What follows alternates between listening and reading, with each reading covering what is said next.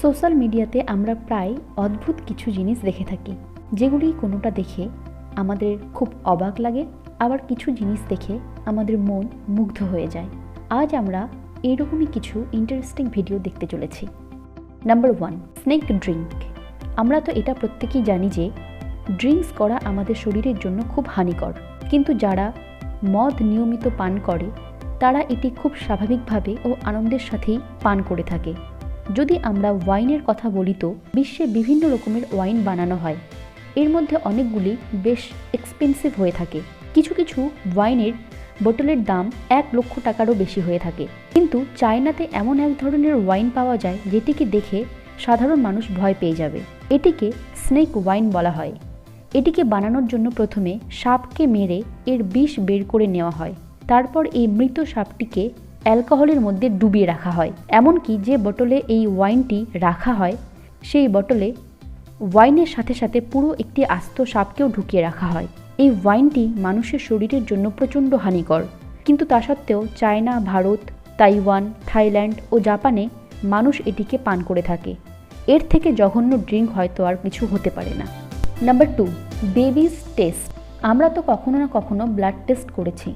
সাধারণত যখন কোনো ব্যক্তির ব্লাড টেস্ট করা হয় তখন ব্যক্তির হাতের ভেন থেকে ইনজেকশনের মাধ্যমে ব্লাড নেওয়া হয়। কিন্তু আপনি কখনো ভেবে দেখেছেন যে ছোট্ট সদ্যজাত বাচ্চাদের ব্লাড কিভাবে নেওয়া হয়? সদ্যজাত বাচ্চাদের ব্লাড টেস্ট করানোর নিয়ম একদম আলাদা। সদ্যজাত বাচ্চাদের ব্লাড নেবার জন্য ডক্টর বাচ্চাটির পায়ের গোড়ালি থেকে ব্লাডের স্যাম্পল নিয়ে থাকে। ব্লাড নিডেলের সাহায্যে ডক্টর বাচ্চাদের গোড়ালি থেকে সংগ্রহ করে। কিন্তু যদি ডক্টরের বেশি পরিমাণে ব্লাডের প্রয়োজন হয় তবে বাচ্চার মাথায় থাকা একটি ভেন থেকে রক্ত সংগ্রহ করা হয়। মাথার ভেন থেকে রক্ত নেবার ফলে বাচ্চাদের বেশি কষ্ট হয় না। Number 3, unusual jewellery. মেয়েদের জুয়েলারি ডিজাইনের কোনো লিমিট নেই। আজকাল তো প্রত্যেকটি মেয়েই একটু ইউনিক ডিজাইনের জুয়েলারি পরতে বেশি পছন্দ করে।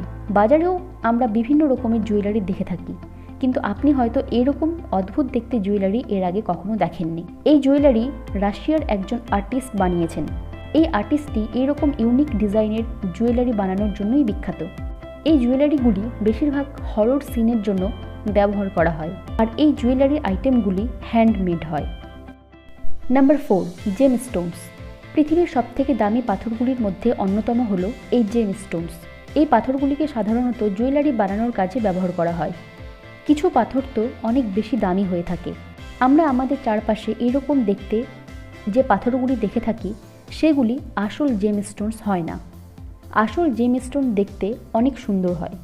এই জেমস্টোনসগুলি খুব কম পরিমাণেই পাওয়া যায়, তাই এগুলির দাম অন্যান্য পাথরের থেকে অনেক বেশি হয়ে থাকে। এই পাথরগুলি এতটাই সুন্দর হয় যেন দেখে মনে হয় এগুলি অন্য গ্রহ থেকে আনা হয়েছে, আর এই পাথরগুলি দিয়ে তৈরি জুয়েলারিগুলো ভীষণ দামি হয়ে থাকে। Number 5, frozen false.